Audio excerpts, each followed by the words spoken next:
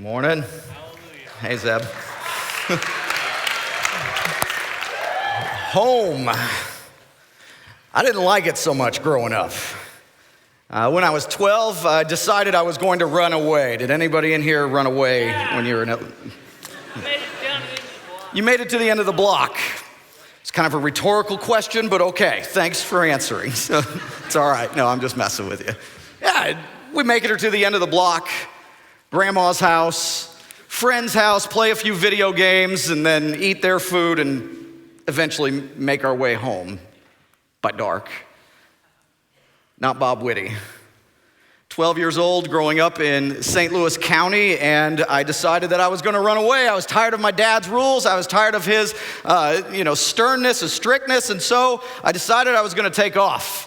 So I got on my skateboard, packed a bag, got on my board, headed to the Greyhound station, convinced the Greyhound attendant to sell me a one-way bus ticket from St. Louis, Missouri to Las Vegas, Nevada, and she did it, and I got on the bus, and I was out. Yep. Yeah, that lady got fired. I was gone. I was 12. I have an 11 and a 14-year-old right now that cannot find their way around the block without getting lost, and somehow I get on this bus, and I go through Jeff City and Kansas City and all through the Midwest and headed west. And I remember stopping in Jeff City, and there was a group of juvenile delinquents that were getting out of juvie, and they were 18, and so they were being released, and this guy sat down next to me. He had a fro that it had planets orbiting around it. I mean, that's how it was, and he was just massive, and he sits down next to me and goes, where are you going, boy? And I'm just peeing my pants at that point, like, oh. And he tried to convince me, don't do this. You'll end up where I ended up, but I wasn't listening. We kept going. He got off on his stop, and I kept going. I had $11 and some change, all of which I spent at the very first gas station. I was going to go live with a friend of mine whose mom lived in St. Louis, or dad lived in St. Louis, mom lived in Vegas, and so he'd spend the summers in St. Louis, and we'd hang out together, and then I was going to go live with him. His name was Spike. It was really Francis, but really what 12-year-old boy wants to go by Francis at that point, and so, yeah, Spike. Sorry, Christian Schultz, I know your real name is Francis, but I love you. My grandpa's name is Francis. I like the name. I was going to go live with Spike. His mom had no idea that I was on my way. I got caught in Denver. I had bragged to all my friends what I was doing, and so somebody ratted me out. I got caught in Denver. Police officers there, or the bus station security was there, and they got me off the bus, and they took me into a little room, and they were waiting for the police officer to come, and they said, do you want some breakfast? It was morning, and I said, no, I'm not hungry. And they said, oh, you better eat our food. It's much better than prison food. And I was like, oh, no. And I started crying, and I was upset. Police officer came, patted me down, and cuffed me, put me in a cop car, and I go to the police station in which they throw me in a cell. And there's a young lady in the cell, a little bit older than me, and she's just in the corner in a fetal position, just rocking back and forth with makeup running down her face, and I start crying even more. I was crying hard. I don't know what her deal was, probably some drug addiction or something. I don't know. I just did not want to be in there. I didn't want to make eye contact with her lest she'd jump on me and eat me or something. I was freaking out. And I remember getting on the phone then with my mom, and her asking me, do you want to come home? The choice is yours. Do you want to come home? Yeah, I want to come home. And I'm crying. And I remember getting on a plane, my first plane ride.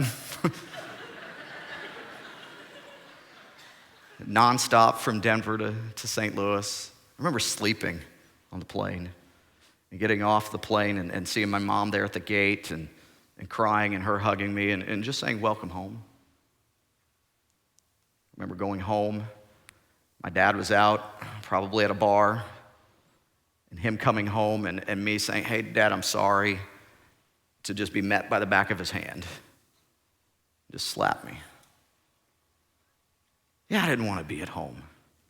Immediately, I just started hatching another plot to run away. I didn't, but I wanted to. Still didn't want to be there. And then our family finds Jesus. Somehow, actually, Jesus seeks us out and finds us. And I remember going to church, not necessarily because I wanted to learn more about Jesus. I just wanted to learn more about this blonde that was there. She's over there. Most faculty, I guess, introduce their wives, but I'm not preaching as a faculty member. Apparently, I'm preaching as a BTH candidate, so hope I make it kind of deal. But that's my wife, Lisa, over there. Takes care of Doug Aldridge in the office. Yeah, I love her dearly. I remember, though, first hearing this story, and I resonated with the prodigal son. You've heard this story before, haven't you? It's almost over-familiar within the Christian church. We hear it time and time again. It's in Luke 15. You've been there. Griff has taught it to you if you've been sitting in his Luke class. Yeah, the prodigal son, and I remember hearing that and listening to it and going, wow, I resonate with this kid. I understand. I've been in pig slop. I've run away from home. He went to the equivalent of Las Vegas. I was headed there. I didn't make it, but I was going there. I didn't even know what a prodigal was, but I just knew I understood that kid. Story of the prodigal son. It has such relatable characters. I forget sometimes reading it that it's an actual parable, that it's a story and it's not realistic because it is realistic, it didn't really happen. It's that truth of a story that, Ralph Waldo Emerson just said it's the greatest story that was ever penned and told. We love the relatable characters. That younger son, many of us have this haunting image of our BC life, our before Christ life.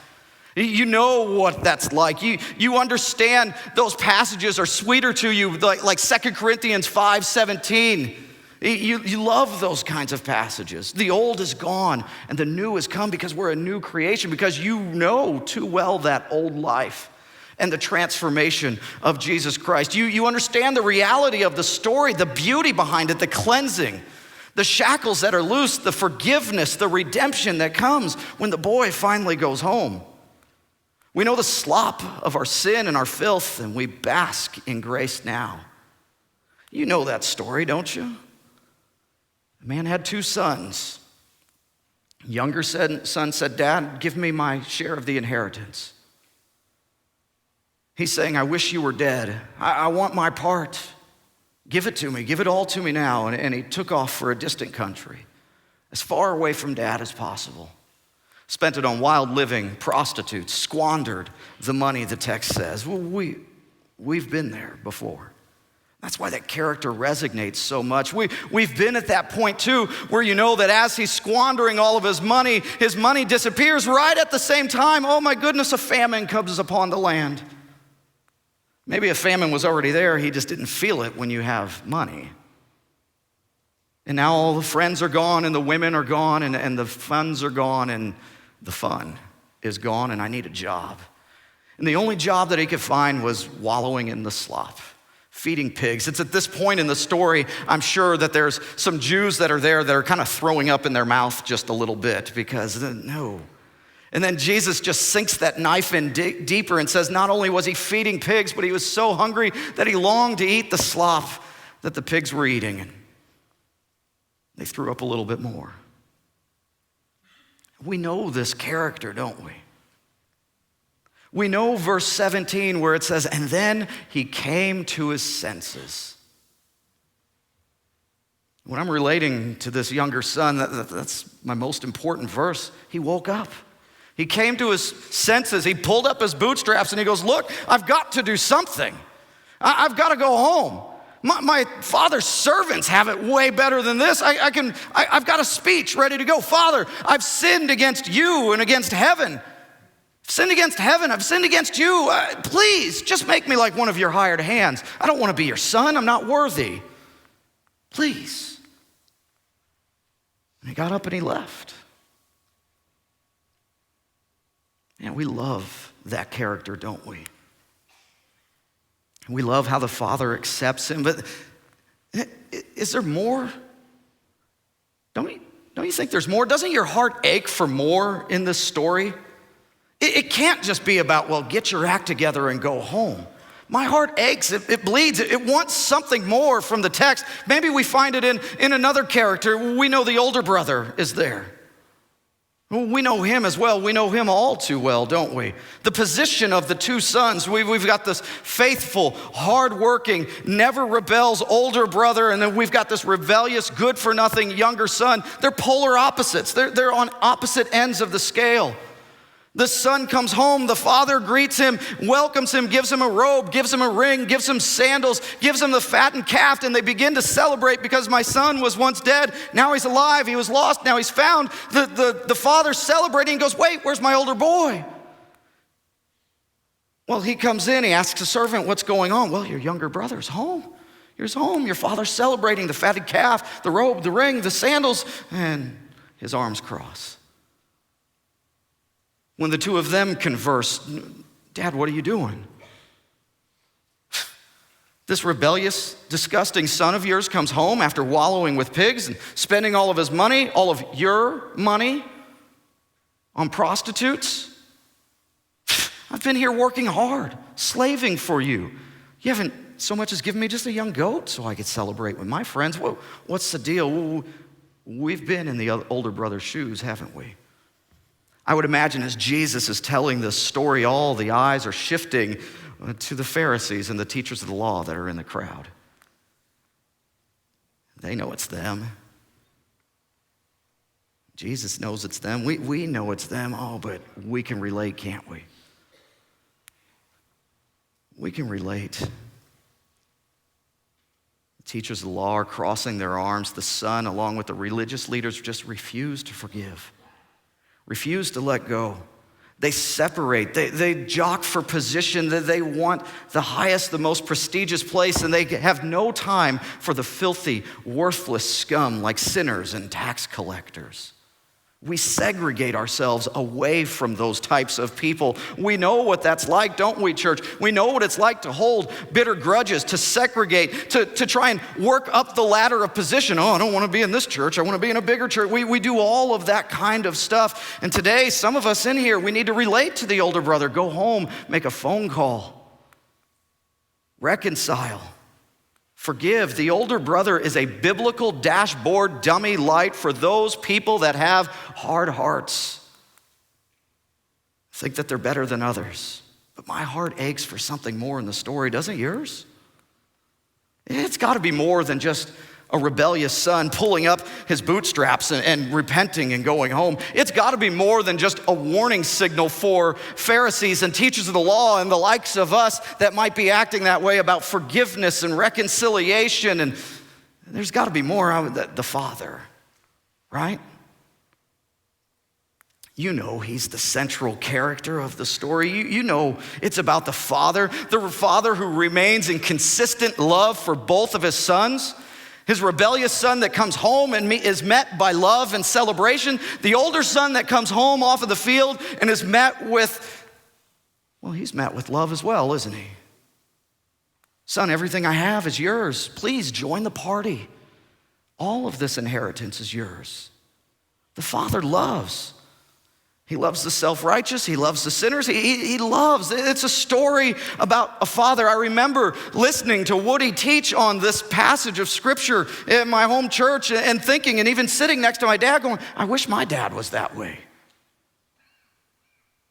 For those of us that have dad issues growing up, and I don't say that lightly, I really mean that. We look to this father going, man, I wish I had somebody like that in my life. That wouldn't slap me when I come home, but would embrace me when I come home. I wish I had that kind of love. I remember sitting in this chapel in the 90s as a student, a non-BTH student apparently then, and I remember sitting and listening to Terry Bolin preach on this passage of Scripture and him pour his heart out about his rebellious daughter. And how he now could relate to this father, and he understands what it's like to long for your child to come home. My heart longs for something else, doesn't it? Is it just about a rebellious son that picks up and repents? Is it about warnings to an older brother? Is it really about the compassion and love of a father? I mean, Yes to the first thing, yes. Yes to the second, of course. Yes, a resounding yes to the third. The Father is the central figure, but I think our hearts ache for something just a little bit more. Can it go further in this story? Do you remember the context? Man, one day till Principles of Interp is out and you're already forgetting that context is king? Oh, you haven't forgotten that, that's right. This story doesn't stand alone, does it? It's got a trifecta, a building effect there in Luke 15. Have you forgotten the context? We know that this chapter starts out in Luke that there's a clash of these social statuses that are gathered together. There's a great number of Pharisees and religious leaders that are there. There's an even greater number of sinners and tax collectors. And when the Pharisees and the religious leaders can't seem to get into a good position with Jesus to hear his teaching, and who knows what their heart's intent were, because all of these sinners and tax collectors are gathered around, they begin to murmur and mutter to themselves, who is this man that welcomes sinners and eats with tax collectors? Who does he think that he is? Why does he do these kinds of things?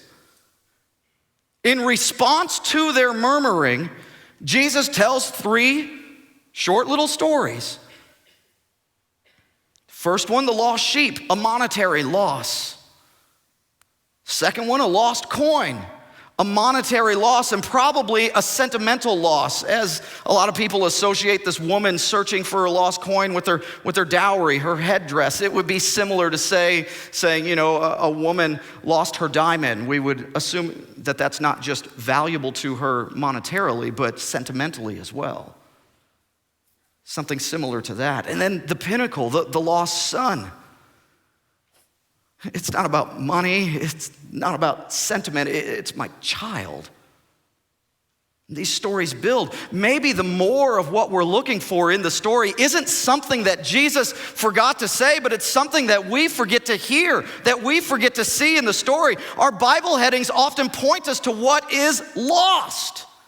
It's a lost coin. It's a lost sheep. It's a lost son. That's what they do. And this provides hope for parents, redemption for those who repent, and grace, and a warning for the bitterness that comes when we reject sinners. But Jesus is responding to the religious leaders' murmurings. He's answering the question, why do you do this?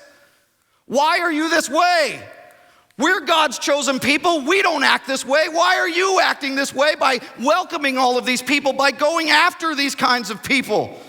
As the young son is headed for home, when he comes to his senses and he's rehearsing his speech, Lord, Father, I've sinned against heaven and against you. Please make me like one of your hired hands. And he's doing all of this stuff. You can see the tax collectors, the sinners that are sitting there, and they're shaking their head in doubt. They're going, what's the point? We've been here before. We know what it's like to be rejected. We know what it's like to be cursed. We know what it's like to be isolated, to be cast out, to be abused, to say, you're not worthy, you're not wanted, God hates you, therefore we have the right to hate you. They understand that, but then heads lift in hope when the plot twists. When Jesus changes it up, we forget how shocking it is, because we've heard it too many times. Not that the son goes home, but that the father runs out to him. You look there in the text.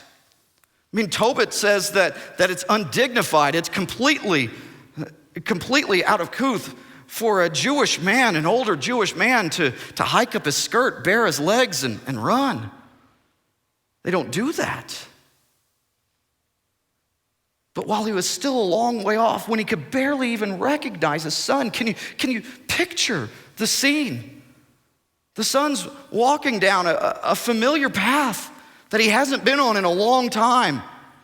The trees have a certain look. The flowers have a certain smell. The air is just cleaner and purer there. And he's rounding the corner and he sees his father's field. He sees the house and he sees this undignified man running to him. Their heads lift in hope and confusion. What is this? Who is this? Is he running to slap me? Is he running to say, go away? You've gotten your inheritance. You've made your bed. Now go lie on it. No, that the father goes running out to him. Can you see it? Can you see him running? Can you see him crying out, I'm coming, boy. I'm coming to you. You're alive. I thought you were dead. I'm coming. My son, I love you so much. You've been gone so long. I missed you. I love you. I can picture the son trying to start his speech. Father, I've sinned against you. Just shut up. Where are the sandals? You're no slave. You're my son. You're the where's the ring? Where's the signet ring? Oh, you've made mistakes. That's past. It's past. Here it is. Here's a robe of honor. Kill the fattened calf. Let's party. You're home. My son is home. I wonder how long it took for him to unclench from his son. How long it took for him to dry his tears. Quit looking for what's lost in the story and look to the one that's searching. Look to the one that's seeking. Look to the one that's longing. Look to the one that's running. Look to the one that's loving. Look to the one that is restoring. That is the answer, isn't it? It's Jesus. He's the one that does this. Jesus is the friend of sinners. Jesus is that father in the story, isn't he? He's answering the question, why do you eat with sinners and tax collectors? Here it is. It's me. It's Jesus. I'm a physician that's looking for a sick person to heal. Jesus is the one. He's the one that calls fishermen, tax collectors, zealots, and nobodies to follow him. Jesus is the one who told Zacchaeus, come down from that tree. I'm coming to your house. I'm running to you today. And while he was there, he said, for the Son of Man came to seek. I'm looking for somebody that is lost so I could save him. This is the Jesus that goes running out for tax collectors and goes to a party at Matthew's house with them. This is the Jesus that sits down with a woman by the well that's got a bad reputation. This is Jesus that goes running to blind men to display the power of God in them and through them, and lame men and mute men and demon-possessed men and leprous men. This is Jesus who calls bothersome children to himself. This is Jesus who goes to the disciples' dirty feet. This is Jesus who goes to a dead man named Lazarus' tomb and calls him out. This is Jesus who goes and greets the crowd from a cult as he's coming into Jerusalem. This is Jesus who says, Father, forgive them, as they're driving nails into his hand. This is Jesus that cares about his mother and reaches out to her even while hanging on the cross. This is Jesus who embraced the wrath of God for you and I. This is Jesus who gives hope with resurrection appearances. This is Jesus who braces humanity. This is Jesus who's responding to the muttering of that day. Why do you eat with tax collectors and sinners? I'll tell you why I eat with tax collectors and sinners. Because you won't. Somebody has to. Long enough if they've been rejected. Somebody's got to reach out to them. There's no somebody better than the Son of God to do it. This is Jesus. And I'm thankful that Jesus befriends sinners, but my heart still aches for something a little bit more in the story, doesn't yours? Yes, I can relate to the runaway son. Yes, I can relate to the unforgiving son. Yes, I see God's compassion in the Father. And yes, I see Jesus time and time again hiking up his robe and running and embracing sinners and eating with them. But I want something more. My heart still aches for something just a little bit more in the story. Push it in just a little bit further. It's not that Jesus' words or his actions are deficient. I just forget to take it a step further sometimes. It's like this retired preacher from the St. Louis area, Ben Merrill. Wonderful, wonderful man. He told a story one time. He told a story about a time where he was following a redneck U-Haul. You guys know what a redneck U-Haul is, don't you? Pickup truck. Now you're talking. That's my kind of U-Haul. When we move, it's a pickup truck. You've got bungee cords and duct tape holding everything that you own in the back of an old rusty pickup. And Ben Merrill says that he's following one of these redneck U-Hauls down a road, which I was familiar with the road, but it would be similar to Range Line. It's busy, it's not a super highway, but it's pretty busy. And as he's following this vehicle, it shifts lanes, and as it shifts lanes, this table comes falling off of the truck, and it just smashes there in the middle of the road. His wife, Pat, says, "Ben, stop!" And he's thinking, why would I stop? I'm gonna swerve and get around this stuff. She says, "Stop." She says, "Get out, go pick that up. I'll get in the driver's seat and I'll go chase them down. I'll go follow them and I'll tell them that they lost their table." And he's going, "What? Are you crazy, woman? It's smashed." She said, "Get out." So he gets out. And here's Ben. I don't know if he's young or old during this story, but I just picture old man Ben up there, and he looks like Frogger, just dodging traffic out there. All the crazies heading to Chick-fil-A, trying to get their chicken sandwich. They don't care if they hit a table or an old man. They want their chicken.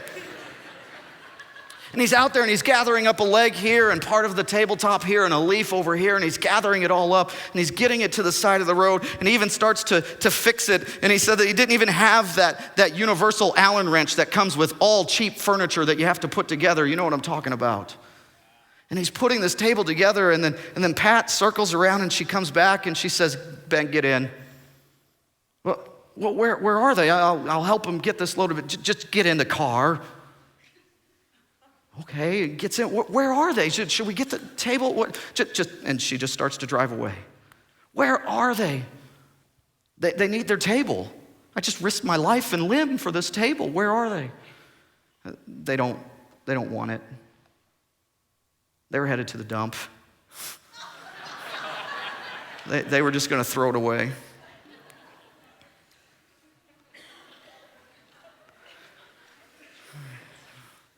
Do you know a sinner or a tax collector so worthless that they're not even worth going back to pick up to bring to the dump?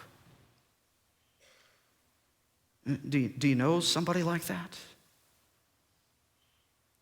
Do you know somebody whose heart aches for something more, but they've just given up because they've been rejected time and time again, probably by Christian people? That their mindset of Christians is God hates fags. Because that's all they ever see. Do you know somebody like that? I loved my leadership and ministry class that I got to teach during winter session, just a week long, just me and them. Too much Bob Witte for them. And sweet Kendall Drook was in there. Do you know Kendall? She and her husband want to be missionaries to Spain. They're training for that.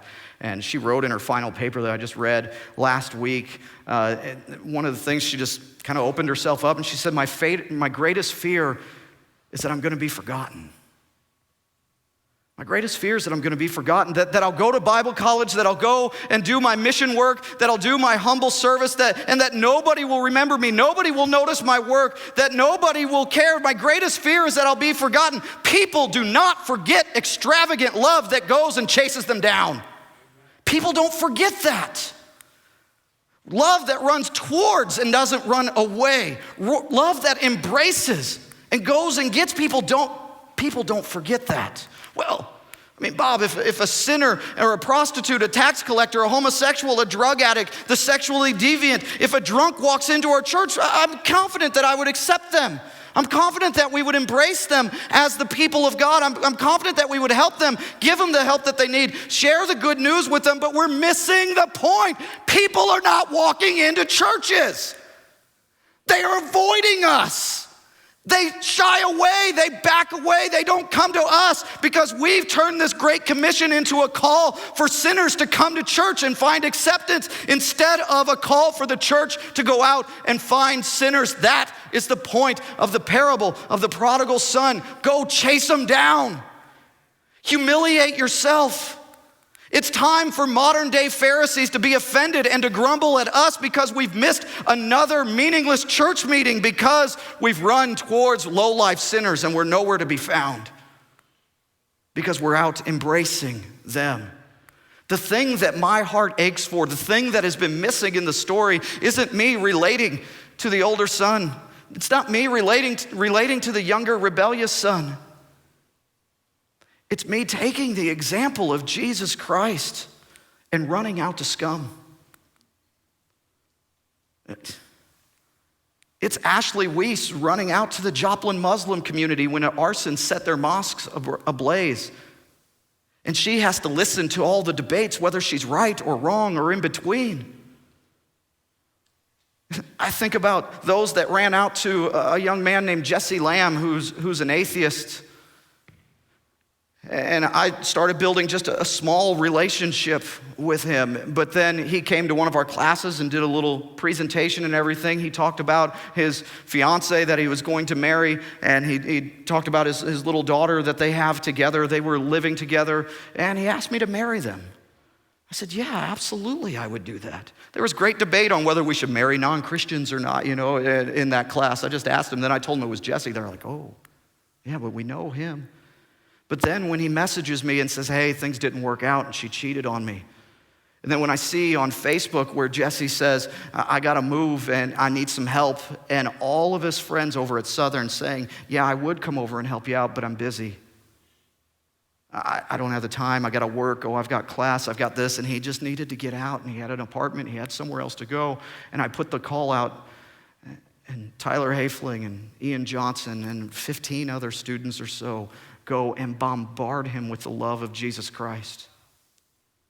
Move a little bit of furniture, go to Buffalo Wild Wings with them, and befriend a sinner. I think about Rebecca Strode and Peyton Staymate and Chelsea Hess that they've joined the Secular Student Alliance at Missouri Southern State. Do you know what that is? It's the Atheist Club.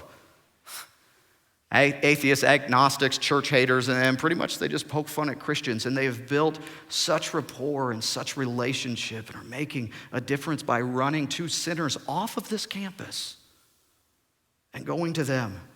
I think about my personal evangelism class where they're reaching out and running towards 340 friends, family members that are struggling with homosexuality, apathy, unbelief, addictions, pain, pig slop, and trash dumps, that they're actually running out and reaching out to them. And I got to read about that and see conversations, and my heart is just blessed because they're going.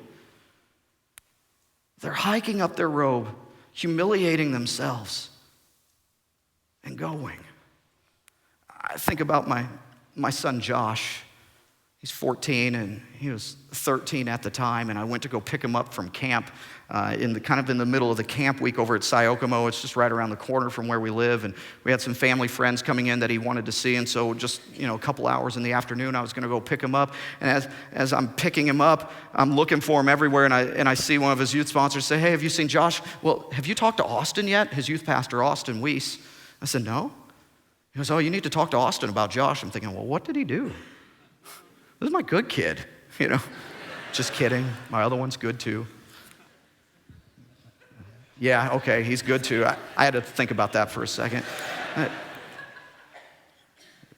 People keep telling me, go see Austin about Josh. I'm thinking, well, what did this poor kid do? And then I find Austin, and he begins to tell me how this little boy, Hollis, in his grade, opened up the night before and was talking about his mom that's in jail and his dad that's in jail for selling drugs, and Hollis opened up, and Austin started to tell me about how most kids were just picking grass and waiting for the next thing, getting to rec time, snack time, or whatever, and Austin looks over, and there's Josh, tears in his eyes, arm around his buddy and praying for Hollis. And so I talked to Josh a little bit about that, and later on, Hollis is coming to our house. Hollis is just a bad kid sometimes, quite often.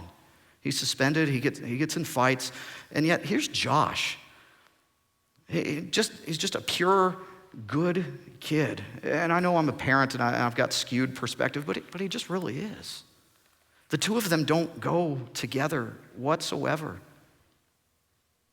And Josh has endured ridicule and other friends that will not hang out with him while he's hanging out with Hollis. This doesn't seem like that big of a deal to you. It is for a 7th and 8th grade boy. And his words to me were, well, if I'm not going to be Hollis's friend, then nobody will be his friend. I'm just not going to stop. If Josh doesn't love him, nobody will love him. People won't forget your extravagant love. And so who's the person in the distance? Who's the one that's way off in the distance? And yeah, they're hurting. And my goodness, they're filthy. And my word, this nasty world has chewed them up and spit them out. They have hit their knees. They're weak. They're worn out. They're burned out by church people, and their hearts are completely broken. But they see some strange person from Ozark Christian College running to them. They see you. They can't see Jesus through the pain and the hardness of heart. Their eyes are full of tears. Who's going to run to them and wipe them away? Who's going to go to them and fill their hungry hearts that need to be fed? Who's going to go remove shackles and release prisoners? Well, Jesus does all that stuff. You do it too, because you're Jesus followers. We do this. Who sees you coming at them saying, I love you? Wait, I'm coming. Don't give up. Don't stop. I'm coming. I'm coming. I thought you were lost. You're found. I thought you were dead. You're alive. I'm coming to you. Who needs you? Who does your heart ache for? Go find them this summer. Bring them home.